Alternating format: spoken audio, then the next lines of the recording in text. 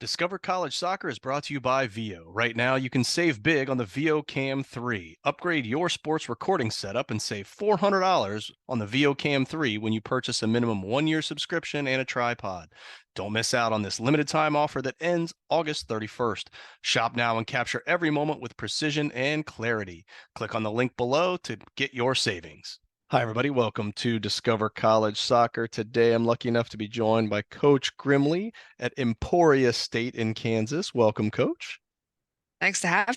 Thanks Yeah, for having me. yeah. No, thanks for being here. And no, folks, your eyes don't deceive you. This is episode 2 with Coach Jane as she has moved from Missouri S&T over to Emporia.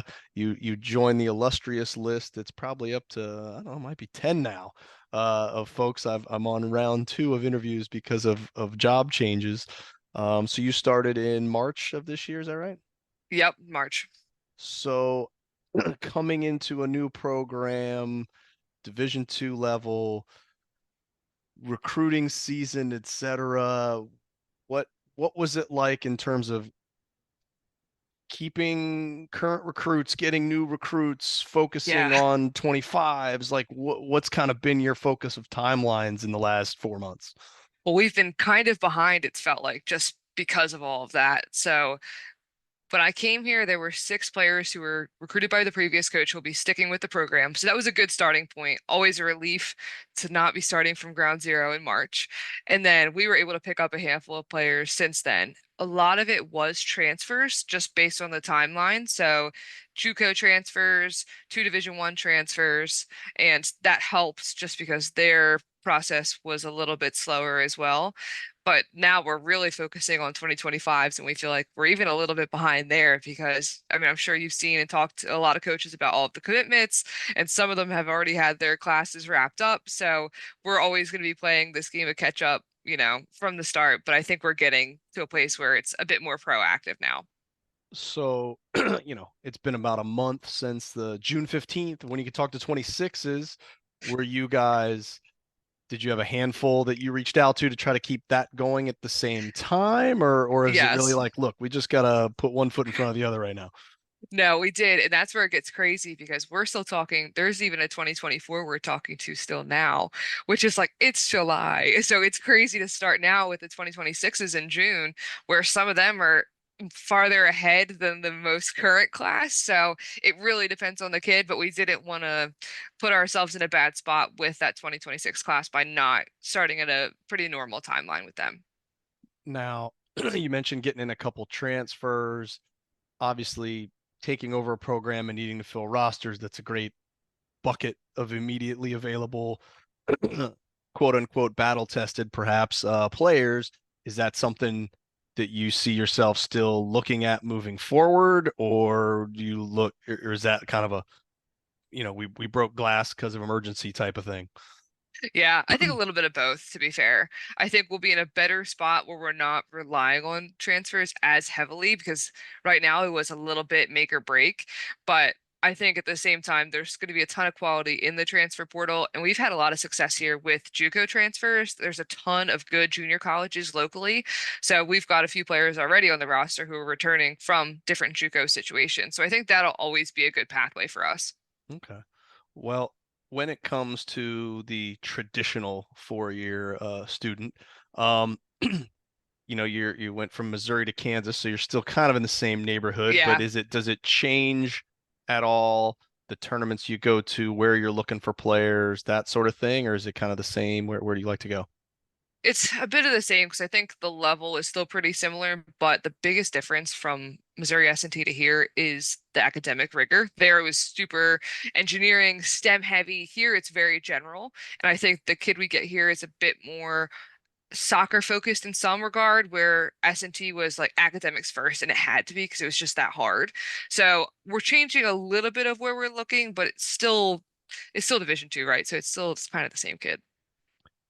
And with that, I mean, everybody always asks, okay, do I have to play ECNL to get to this level, or GA or RL, or now, you've got NPL, EDP, that, I mean, I can't keep Yeah. track. Um, where do you find a majority of your players are coming from a club perspective? We've had so much success with the GA, but that's also because I coach in the GA, my assistant coached in the GA, so we're really familiar with it. And they've just done a really good job establishing relationships. And if you kind of look at the different pathways, they still have a good level and good number of D1 commits, but there's a lot more variety in the D2, D3, and AIA there, where I mean, we'd love to focus all of our attention on ECNL, but is it a reality? Like, you got to know who you are, right? It's probably not going to be the easiest, though we'll find a few here and there. And ECRL, I think, is comparable to GA. We'll get a handful from ECRL as well. Okay. Well, did you, coming in March again, type time frame, did you guys try to have an ID camp? Are you having one this summer? Is that something you plan on doing in the future? Or how important are camps in your recruiting process? I love them. I think from both ends, I think it's great to have the kid here and work with them directly, but I also think it's important for them to see our training style, our coaching style. If they're going to practice with us every day, it's got to make sense in both directions. So we had one June 30th, and we have one July 27th. So the first one's always interesting because you're figuring it out as you go, and there's little hiccups and stuff. But I think it went great, and we'll pretty much repeat the same sort of setup, schedule, everything for end of this month. So I'm excited for that one. I think now we kind of have our routine going with it and should be a bit easier. And one of the cool things about Division Two is the ability for players to quote unquote try out, train with teams. Is that something you guys do? If you do, is that strictly a spring activity or also fall during the season, or how do you approach that because you have that ability that, D1s don't have? Yeah, I love it. I think it's once again, it's great on both ends, and I think it's really important to see how their skill set translates into our environment, especially if they're in I don't know, a league or in a team where it's very different to our playing style or the level is very different because sometimes it's hard to compare when it's not apples for apples. So we'll do that both spring, fall. We've already got a handful planned for the fall of kids coming for a visit throughout the day and jumping into training in the evening, and that will count as their tryout per se. Okay, awesome. Well, amongst all that recruiting stuff, what is it that you're looking for in a player on the field and off the field wise? Yeah, so we have four core values here. I think we kind of look at some of those elements in the person as well as the player. So creativity is a big one for us. That goes in both playing style and a little bit of the person. So we like risk takers, attacking players, people who can do something that's a little bit different or offer a different skill set and are brave enough to take a risk. And some of our others are ownership and empowerment and things that are a little bit more on the person. And we give a lot of control to the players in a lot of different ways. They're engaged, they have the opportunity for feedback, they have specific roles. So the person has to also be able to fit into that, be self-sufficient, be organized, be responsible. Um, we can't afford to sacrifice the culture in any regard. So if that part doesn't make sense, then we won't move forward with the player. Okay. Well, let's talk a little bit more about the school. 4 months in, what have you found that you really like? What are some of the things that drew you to the program initially? What can you share with us about the school? Yeah, I first of all, so far I've really enjoyed it. So the thing I like is it's very, there's a lot of different major programs. There's over 200 different programs and still very small class sizes. So you get this nice combination of being like a mid-sized school with lots of options, but still getting enough one-on-one attention and feeling comfortable. And like it's got that college town feel. You could walk out of class, walk down Main Street, there's coffee shops and restaurants, and it's just very homey, comfortable. Like I could live my life in Emporia. I probably won't live here forever, but I could, and I would be content. So it's just a really nice town environment and just vibe here. Okay.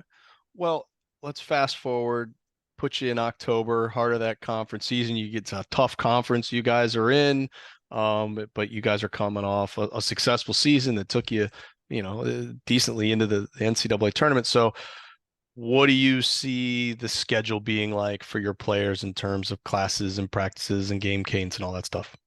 Yeah, we were actually working this out today, so it's a bit intense, I'll say. The fall is just it's so crazy. It's such a fast period too. We don't have a long build up. We jump right in.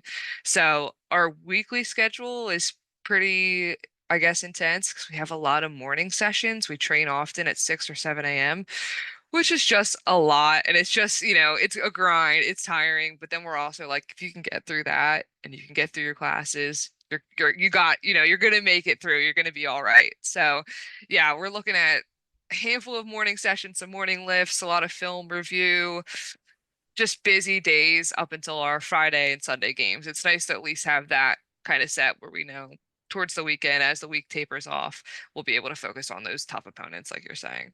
Okay. Well, in terms of the team, obviously you're building this roster, transfers and whatnot, and it looks like there's a couple international, but not something heavily that you're recruiting into. But is there a roster size that you feel is ideal that you're trying to hit each season? Yeah, right now we're at 26, which is lovely. Happy with that. The only downside is we only have two seniors, which is fantastic and a challenge. So we'll probably increase our roster next season just because it won't be, you don't want to get into the routine where you're only recruiting two per class. It probably doesn't make sense.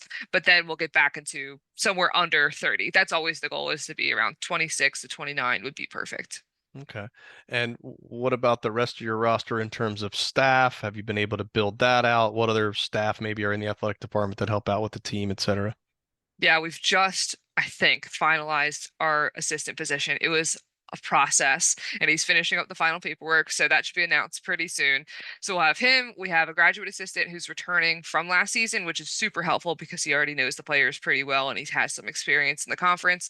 And then I brought my assistant, who's also my husband, with me from Missouri S&T. So we've got four coaches on staff. We've got an athletic trainer who's dedicated to us in season, and she'll take a different sport out of season, and a strength coach who does us and men's and women's tennis. So we're his primary focus. So that's a staff of about six plus a few like student assistants and helpers who are pretty solely focused on our program in the fall. Okay, awesome. Well, new program, is it new coaching style or are you going back to the well? Just talk to us about your coaching style and what kind of style play you're hoping to implement there in the fall. It's going to be different. So their previous season had a great year, but there was a super dominant forward, Mackenzie DeMarco, who was a lot of the focus of Emporia State, and rightfully so, because she did fantastic, scored a ton of goals. But she's graduated, so we kind of do have to make some adjustments now, and it will probably be a bit more of a team effort, a bit more reliant, I think, on everyone kind of contributing, sharing the love a little bit, and playing a more, I guess, a group style of soccer as opposed to just focusing on a single target. Because I don't think we'll have necessarily one sole goal scorer. Okay. Well, you kind of sort of had a spring, not a full one. So what do you see next spring looking like in terms of what you plan on doing and how that would Yeah, look for the players?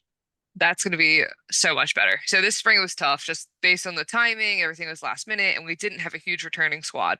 So now we'll return 24 players, and that makes for an awesome spring where it's going to be basically the same group, now really diving into some of the topics you don't have the luxury of covering as deeply in the fall, more individual development, small group sessions, things where we can really take the time, break it down, work with players one-on-one, where obviously in the fall it's going to be more team tactics, um, preparing for the next opponent, really focusing on the schedule as opposed to the spring where it's a bit more free. Okay. Now, I will say, obviously besides the Discover College Soccer TikTok channel, you have one of my favorite other soccer channels. So if you're on TikTok, be sure you follow Coach Jane. Um, but obviously with social media being as big as it is right now, kind of taking it back, I recently pushed out a survey to college coaches, which hopefully you saw. I did. But okay, great. So you were in there. Um, how how important in the recruiting process do you think social media is for players right now?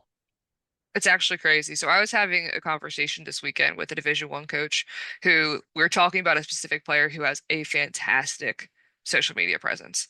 I was like, what do you think her projection is? Because she's a player we're interested in, but I think we might be shooting our shot too high. And he said, basically, because she's so good at marketing herself, she's going to get an offer that maybe exceeds her ability.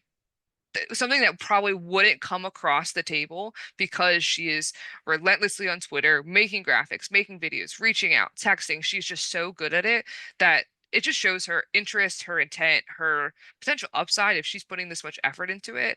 So for me, that was a really interesting takeaway where I was like, wow, I might not get a kid who I think would do really well at our level because she's just that good on social that she's marketing herself to the best schools and someone is gonna like what she's doing and potentially pick her up for that reason.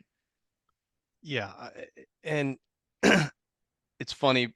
One of the comments that I got was, because I asked coaches their feelings when someone posted something, whether it was a visit or an offer or whatever. Um,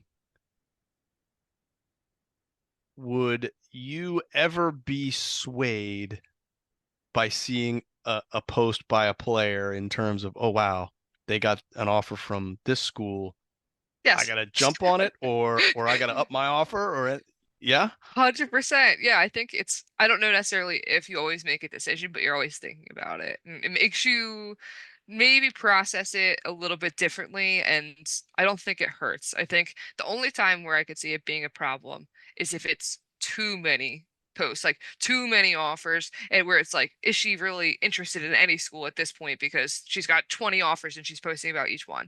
But if it's a local school in the conference that like we want to beat each year, it's going to make me think, I'd rather have her on my team than play against her. yeah, fair enough. Um, in terms of the, would you, now this is my personal opinion, but I have a feeling you might feel the same way, but maybe not. Of the social media networks, which one do you think has the most value for a student athlete right now? I think Twitter or X, I guess Yeah. whatever you want to call it. Well, it's still Twitter. But It's going to be Twitter. yeah, right. But that one I like because it's a bit professional. Like, and you can just really relay information nice and sharply. Where I think Instagram's good for more of your personal side. I think TikTok can be fun for like videos and just getting to know someone. But I haven't really seen it as much in a recruiting aspect. So I would say Twitter for now. Yeah. Agreed. Agreed. All right. Well, coach, I really do wish you the best of luck in this first season. I'm going to leave you with one question. And that is, if you had any piece of advice for a potential student athlete right now, if there's one thing you want them to know as they're going through it, what would that be? Yeah, I think be able to ask the hard questions. I think that's always the tough part is maybe being told no or getting an answer you don't like, but not asking the question out of fear of what the response will be. Because then you're just going to be wasting your time and kind of hanging in the balance, and something else great may come along that you ignore because of that. So I would say don't be afraid to ask the coach the hard questions. Ask them where they think you would fall in their roster. Is there an opportunity? Is scholarship a possibility or potential? Um, it doesn't hurt to be direct and show that level of maturity and really come across with that level of professionalism just by, really figuring out what you want in the future and getting the answers that you need. Yeah, absolutely. Well, coach, I really appreciate the time. Wish you the best of luck in this first season there at Emporia. And if you do happen down to the ECNL event down here in Lakewood Ranch, let me know so we can get together. All right. Perfect. Sounds great. All right. Thanks. Thank you.